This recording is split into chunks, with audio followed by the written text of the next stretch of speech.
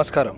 లాక్డౌన్లో ప్రారంభించిన ఈ కథల సమాహారాన్ని కొనసాగిస్తూ మీ డాక్టర్ సుబ్బారావు గౌరవరపు మీ ముందుకు మరో కథతో వచ్చాడు ఇవాళ. ఈ కథ శీర్షిక 3 జన్మల ముష్టివాడు. ఈ కథ రచయిత ఎవరో నాకు తెలీదు. వాట్సాప్లో వైరల్ అయి మొబైల్ ద్వారా ఒక మిత్రుడు నాకు పంపిస్తే ఈ కథ చాలా బాగుందని, ఈ కథా రచయిత ఎవరు, ఈ కథ పుట్టుపూర్వోత్తరాలు ఏంటి అని ఆరా తీసేందుకు ప్రయత్నించాను. కానీ అవేమీ దొరకలేదు. ఇక 3 జన్మల ముష్టివాడు అనే కథలోకి వెళితే, ఒక గ్రామంలో ఒక బిచ్చగాడు ప్రతి ఇంటికి వెళ్ళి బిచ్చమెత్తుకుంటూ ఉండేవాడు. ఒకరోజు ఒక ఇంటి వద్ద భవతీ భిక్షాందేహి మాతా అన్నపూర్ణేశ్వరి అని అడిగాడు. ఆ ఇంటి యజమాని పండితుడు. అతను అరుగు మీద కూర్చుని పారాయణ చేసుకుంటూ ఉన్నాడు. ఆ ఇల్లాలకి వినిపించలేదేమో అని ఆ బిచ్చగాడు గట్టిగా మళ్ళీ భవతీ భిక్షాందేహి మాతా అన్నపూర్ణేశ్వరి అని అన్నాడు. పండితుడికి కోపం వచ్చింది. నేనిక్కడ ఉండగా నాతో మాట్లాడకుండా, నాకు చెప్పకుండా ఆమెను పిలిచి బిచ్చం అడుగుతాడా? వీడికి తగిన శాస్తి చేస్తాను అనుకుని వెంటనే, ఏమేవ్ 3 జన్మల ముష్టివాడు వచ్చాడు, బిచ్చం వెయ్యి అని గట్టిగా అరిచాడు. ఆ గొంతు పోల్చుకున్న ఆమె భర్తకు కోపం వచ్చిందని గ్రహించి వెంటనే బియ్యం తీసుకొచ్చి బిచ్చగాడి పాత్రలో వేసి ఆవిడ లోపలికి వెళ్ళిపోయింది. కానీ బిచ్చగాడు మాత్రం కదల్లేదు. అతని చేతిలో కర్ర కూడా ఉంది. అప్పుడు పండితుడికి అనుమానం వచ్చింది. అలజడి మొదలైంది. అకారణంగా నేను అన్న మాటలు వీడికి బాధ కలిగించాయా? వీడిప్పుడు ఏం చేస్తాడు? తిడతాడా లేదా ఇంకా ఏం చేస్తాడో అని లోపల భయపడుతూ వాడి వంక చూస్తున్నాడు. ఇంతలో బిచ్చగాడు ఏమండి అని పిలిచాడు. ఆ అంటూ చిన్న అహంకారాన్ని ప్రదర్శించాడు పండితుడు. ఏం లేదు, మీరు నన్ను 3 జన్మల ముష్టివాడు అన్నారు, అది ఎలాగా అన్నాడు. అదే, దానికే ఉంది, తెలుసుకోవాలనుకుంటున్నావా? అయితే ఇలా కూర్చో అన్నాడు. పర్వాలేదు చెప్పండి అని నిలబడే ఉన్నాడు ఆ బిచ్చగాడు. ఇంతలో పండితుడు ఒక శ్లోకం చదివాడు. అదత్త దానాచ్చ భవేద్ దరిద్రః దరిద్ర దానాచ్చ కరోతి పాపం పాప ప్రభావాత్ పునరద్దరిద్రః పునరద్దరిద్రః పునరేవ పాపి. వెంటనే బిచ్చగాడు, అయ్యా, మీరు చదివిన ఆ శ్లోకానికి అర్థం నాకు తెలీదు, నాకు అర్థమయ్యేటట్లు మాటల్లో చెప్పండి అన్నాడు. నువ్వు గత జన్మలో ఎవరికీ ఏమి ఇవ్వలేదు అంటే 2 కారణాలు. నీకు లేకపోయి ఉండవచ్చు, ఉండి కూడా దానం చేయకపోయి ఉండొచ్చు. లేకపోతే గత జన్మలోనూ నువ్వు ముష్టివాడివి కాబట్టి ఆ ఫలితంగా నువ్వు ఈ జన్మలో కూడా ముష్టివాడుగా అయిపోయావు. అంటే 2 జన్మల ముష్టివాడివి. అర్థమైంది, మరి చెప్పొద్దు అన్నాడు బిచ్చగాడు. ఎందుకు అని అడిగాడు పండితుడు. ఈ జన్మలో కూడా ఇవ్వడానికి నా దగ్గర ఏమీ లేదు కాబట్టి వచ్చే జన్మ కూడా అని గొణుక్కుంటూ వెళ్ళిపోయాడు. మర్నాడు అదే సమయానికి ఆ బిచ్చగాడు ఆ పండితుడు ఎదురుగా నిలబడి, ఇందులోంచి బయటపడే మార్గం ఏమీ లేదా? నేను ఇలాగే జన్మజన్మలకు బిచ్చగాడుగానే ఉండిపోవాలా అని అడిగాడు. జ్ఞానం, సమయం, వ్యక్తిత్వ విలువలు తెలిసిన పండితుడు ఇలా కూర్చో అన్నాడు. పెద్దవారు, మీ దగ్గర నేను కూర్చోవడమా అన్నాడు. పర్వాలేదు కూర్చో, జిజ్ఞాసాపరులకి శాస్త్రం చెప్పొచ్చు, చెప్పాలి కూడా, అందుకే ఈ శాస్త్రాలన్నీ అన్నాడు పండితుడు. కూర్చున్నాడు బిచ్చగాడు. ఇప్పటికైనా దానం చేయడం మొదలు పెట్టాలి అన్నాడు. నేను దానం ఎలా చేస్తాను, నా దగ్గర ఏముంది గనక అన్నాడు బిచ్చగాడు. అన్నీ ఉన్నాయి, లేకపోవడం అనేదే లేదు. నీలో దానగుణం ఉంటే చాలు, నీ దగ్గర ఉన్నదే దానం చేయి. ఈ రోజు నుంచి నీ కడుపుకి ఎంత కావాలో అంత మాత్రమే బిచ్చమెత్తుకుని అందులో సగం దానం చేస్తుండు. తనకు అవసరం ఉన్నా సరే అందులోంచి మిగిల్చి ఇవ్వడమే దానం తాలూకా ముఖ్యోద్దేశం. తను వాడుకోగా మిగిలినది ఇవ్వడం దానం కాదు అన్నాడు పండితుడు. బిచ్చగాడికి విషయం అర్థమైంది. వెంటనే ఆ రోజు నుంచి ఓ నియమం పెట్టుకున్నాడు. తనకి ఎంత అవసరమో అంతే అడుక్కుని అందులోంచి సగం దానం చేయాలి. ఇది ఎలా తెలుస్తుంది? దానికోసం తన చేతిని భిక్షపాత్రగా చేసుకుని అందులో పట్టినంత మాత్రం తీసుకుంటూ అందులో సగం దానం చేస్తూ సగం మాత్రమే తినేవాడు. దాంతో బిచ్చగాడికి బిచ్చమెత్తుకునే ఇళ్ల సంఖ్య తగ్గిపోయింది. తిరగడం కాలం కూడా తగ్గిపోయింది. అతనికి ఒక గుర్తింపు లాంటిది వచ్చింది. కొద్ది రోజుల్లోనే ఇతను ఎవరి దగ్గర పడితే వారి దగ్గర బిచ్చం ఎత్తుకోడు, ఇతను మన ఇంటికొస్తే ఈరోజు బాగుండు అనుకునేవారు ఆ గ్రామస్తులందరూ.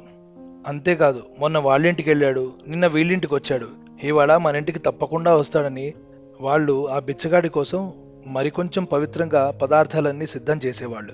అందరికీ ఇచ్చే బిచ్చం కంటే ఇతనికి ఇచ్చే బిచ్చం చాలా ప్రశస్తంగా ఉండేది, సాత్వికంగానూ ఉండేది, మంచి ఆహారం లభించేది.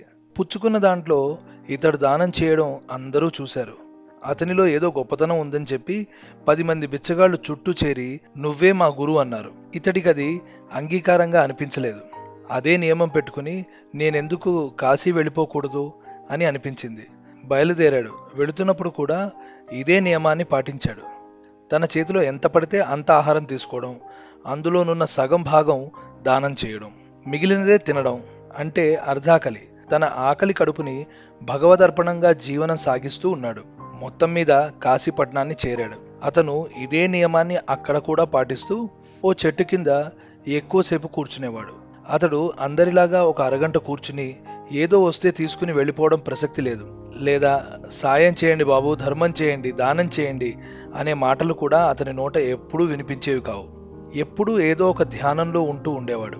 అతని దగ్గర పడిన ధాన్యం, డబ్బులు ఇవన్నీ కూడా అతను వెళ్ళాక ఎవరో ఒకళ్ళు తీసుకువెళ్ళిపోయేవారు తప్ప అతడు మాత్రం ఏనాడూ అవి ఆశించలేదు. ఇలా కొన్నాళ్ళు గడిచేసరికల్లా అతని మీద 10 మంది దృష్టి పడింది. అతను ఒక సాధువు అని, కారణజన్ముడని, అతనికి ఏం చేసినా మంచి జరుగుతుందని చెప్పి అతని పేరుతో ఒక వేద పాఠశాల, ఒక సత్రం కూడా నిర్మించారు. అతనికి కరపాత్ర స్వామీజీ అని ప్రజలే పేరు పెట్టారు. కరమే పాత్రగా కలిగిన వాడు కాబట్టి అతనికి ఆ పేరు పెట్టారు. ఇలాగా వేద విధులు, వేదాభ్యాసం చేస్తున్నారు పిల్లలు. వేదం, శాస్త్రం, పురాణం, ఇతిహాసాలు ఇవన్నీ చెప్తున్నారు వేద పాఠశాలలో. సత్రాల్లో బస చేస్తున్నారు కాశీపట్నానికి వచ్చే పోయేవాళ్ళు. వాళ్ళకి భోజనం కూడా ఇస్తున్నారు. కానీ ఇతనికి ఈ విషయాలు ఏవీ తెలియవు. ఇతను మాత్రం రోజు గంగానదికి వెళ్లి స్నానం చేయడం, ధ్యానం చేయడం, మధ్యాహ్నం చెట్టు కింద కూర్చుని బిచ్చమెత్తుకోవడం, తనకొచ్చిన దాంట్లో సగం దానం చేస్తూ ఉండడం యథాతథంగా జరుగుతోంది. కొన్నాళ్లైన తర్వాత అక్కడ అతని దగ్గర కూర్చునేవాళ్ళు, నిలబడేవాళ్ళు, చూసేవాళ్ళు, దండం పెట్టేవాళ్ళు చాలా మంది పెరిగిపోయారు. వారి కోసం అన్నట్టుగా అక్కడ నీడని కల్పించాలని పందిళ్లు వేయడం మొదలుపెట్టారు ప్రజలు. పెద్ద తీర్థయాత్రగా మారిపోయింది. ఇంకొన్నాళ్ళయ్యాక ఓ సమావేశాన్ని ఏర్పాటు చేస్తూ ఈయన్ని పెద్దగా పిలవాలని అనిపించి ఆ సభా బాధ్యత అంతా వాళ్లే భరిస్తూ కరపాత్ర స్వామీజీని పిలిచారు. అందులో మాట్లాడుతున్న పెద్దవాళ్ళందరూ కూడా నాకు ఈయన 15 ఏళ్లుగా తెలుసు, వీరిని చూసిన తర్వాత నాలో చాలా మార్పు వచ్చిందన్నాడు ఓ పెద్ద ఆయన. అంతేకాదు, కొన్ని కుటుంబాల వాళ్ళైతే మేము ఈయనకి దండం పెట్టిన తర్వాత, మొక్కుకున్న తర్వాత మాకు ఉన్న అప్పులన్నీ తీరి కష్టాలు తీరిపోయాయి అన్నవాళ్ళు, మాకు ఇబ్బందులు లేకుండా అయిపోయాయి అన్నవాళ్ళు, పరమేశ్వరుని దర్శిస్తే ఎంత పుణ్యమో అంత పుణ్యము వీరిని దర్శిస్తే నాకు జరిగిందని అనేక రకాలుగా అనేక మంది చెప్పుకుంటూ వచ్చారు. కానీ కరపాత్ర స్వామీజీకి ఇవన్నీ అర్థం కాలేదు. ఈ కరపాత్ర స్వామీజీ ఎవరు? ఇన్నాళ్ళు కాశీలోనే ఉన్నాను, కానీ ఆయన్ని దర్శించుకోలేకపోయానే, ఎంత దౌర్భాగ్యుణ్ణి, ఇంతకీ నాకు గురువు ఎవరు అని 2 ప్రశ్నలు ఆయన్ని బాధిస్తున్నా అక్కడికి వచ్చే వాళ్ళకి ఏం చెప్పాలో తెలియక భగవద్ అనుగ్రహంతో ఏవో చెప్పేసి నాకు భిక్షా సమయమైంది, నేను వెళ్ళాలి అన్నాడు. ఆయన్ని ఎవరూ అడ్డుకోలేదు. అతడు సరాసరి భిక్ష అయిన తర్వాత ఒక్కసారి తన గురువు ఎవరు అని ఆలోచించుకున్నాడు. ప్రశ్నించుకుంటూ ఉంటే తనకొక విషయం తట్టింది. తనలో మార్పుకి కారణమైన వ్యక్తే గురువు అని నిర్ణయించుకున్నాడు. అంతే, వెంటనే తన ఎక్కడైతే మొట్టమొదట భిక్షాటన చేసుకున్నాడో ఆ గ్రామానికి బయలుదేరాడు. దారిలో ఇతన్ని గుర్తించిన వాళ్ళు, కలిసిన వాళ్ళు, చూసిన వాళ్ళు, కాశీకి వెళ్లి అక్కడ వేదం నేర్చుకున్న వాళ్ళు, ఆయన సత్రంలో భోంచేసిన వాళ్ళు అందరూ ప్రతి గ్రామంలో గుర్తించి అతనికి స్వాగతం పలకడం, ఆయనకి ఏదో ఒకటి ఇవ్వడం, అతను ఆ దానాన్ని ఆ గ్రామంలోనే ఖర్చు పెట్టమని వాళ్లకే ఇచ్చేయడం, ఇవన్నిటి వల్ల ఆయన ఖ్యాతి ఆ నోట ఈ నోట ప్రతి గ్రామానికి చేరింది. ఎట్టకేలకు అతను తన మొదట భిక్షాటన చేసిన గ్రామానికి వచ్చాడు. ఆ గ్రామంలో వాళ్ళు కూడా చాలా ఆనందంతో కరపాత్ర స్వామీజీ వారు వచ్చారు అని ఆ గ్రామంలో ఉంటున్న పండితుడిని పిలిచారు. పండితుడు వెళుతూనే గ్రామస్తులందరూ పాదనమస్కారం చేసి ఆయనని మంత్రపూర్వకంగా తీసుకొచ్చి వేదిక మీద కూర్చోబెట్టారు. ఆయన గురించి చాలా మంది చాలా మాట్లాడారు. నేను అక్కడ చూశాను, ఇక్కడ చూశాను, కాశీలో దర్శనం చేసుకున్నాను, ఆయన సత్రంలో భోంచేశాను, వేద పాఠశాలలో వేదం నేర్చుకున్నాను అని ప్రజలందరూ ఏదో ఒకటి మాట్లాడారు. స్వామీజీ కూడా మాట్లాడడం అయిపోయిన తర్వాత ఇక నాకు భిక్షా సమయం అయింది, నేను వెళ్ళిపోతానని చెప్పారు. పండితుల వారు మా ఇంటికి భిక్షకు దయచేయండి అని పిలిచారు. కరపాత్ర స్వామీజీ గారు అంగీకరించారు. వాళ్ళింటికి వెళ్లారు. ఆయన నియమం ముందే ఎరిగిన ఆ తల్లి అతనికి సాంప్రదాయ ప్రకారంగా కరతల భిక్షం పెట్టింది. ఆవిడ భిక్ష పెడుతున్నప్పుడు ఆమెకి ఏదో మాతృత్వం తొణికిసలాడింది. ఏదో కొంత అనుమానం వచ్చింది. అయినా చాచిన దోసిల్లో భిక్ష పెట్టింది. అమ్మా, నేను ఇందులో సగం ఎవరికైనా దానం చేసుకోవచ్చు కదా అని అడిగాడు స్వామీజీ. అయ్యో, అదెంత మాట అన్నది ఆ తల్లి. వెంటనే పండితుడు, స్వామీజీ, ఆ సగభాగం నాకు ప్రసాదంగా ఇవ్వండి అని చేయి చాపాడు. స్వామీజీ ఇచ్చేశాడు. ఆ ఇంటి అన్నపూర్ణ వడ్డిస్తోంది. గృహ యజమానైన పండితుడు, అతిథి అయిన స్వామీజీ ఇద్దరూ కూడా భోజనం చేస్తున్నారు. ఆ సమయంలో స్వామీజీ అడిగాడు, పండితుల వారు నన్ను గుర్తుపట్టారా అని. అబ్బే, నేనెప్పుడూ కాశీ మహానగరం వెళ్ళలేదండి, నాకు అంత అవకాశం రాలేదు అన్నాడు పండితుడు. సరే, నేనెవరో చెప్తాను వినండి అన్నాడు కరపాత్ర స్వామీజీ. వద్దండి, శాస్త్ర ప్రకారం ఏరుల, శూరుల, మహనీయుల, మహాత్ముల జన్మరహస్యాలు అడగకూడదు అన్నాడు పండితుడు. సరే, మీరు అడగలేదు, నేనే చెప్తున్నాను వినండి. నా గురుదేవులు మీరే అన్నాడు కరపాత్ర స్వామీజీ.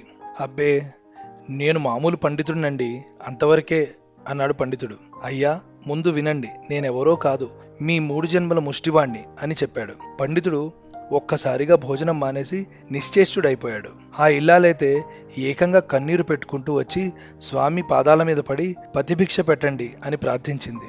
అంత మాటలొద్దమ్మా, ధర్మం చెప్పేవాడు ఎప్పుడూ నిష్కర్షగానే చెప్పాలి. ఆనాటికే కాదు, ఈనాటికి కూడా నేను సామాన్యుణ్ణే. కానీ ఆ రోజు ఈ పండితుల వారు అంత తీవ్రంగా, అంత కఠినంగా చెప్పకపోతే నాలో మార్పు వచ్చేది కాదమ్మా. నేను ఈనాడు ఈ స్థితికి వచ్చేవాణ్ణి కాదు. అంచేత మీరే నా గురువు, గురుపత్ని అంటూ ఆ దంపతులకు నమస్కరించారు స్వామీజీ.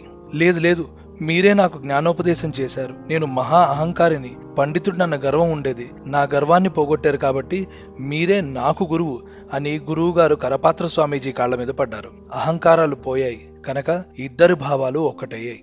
ఆనాటి నుండి ఆ ఇద్దరు హాయిగా, పరమానందంగా భగవంతుణ్ణి సేవించారు. ఇదండి కథ. ఈ కథ మీకు నచ్చిందనుకుంటాను.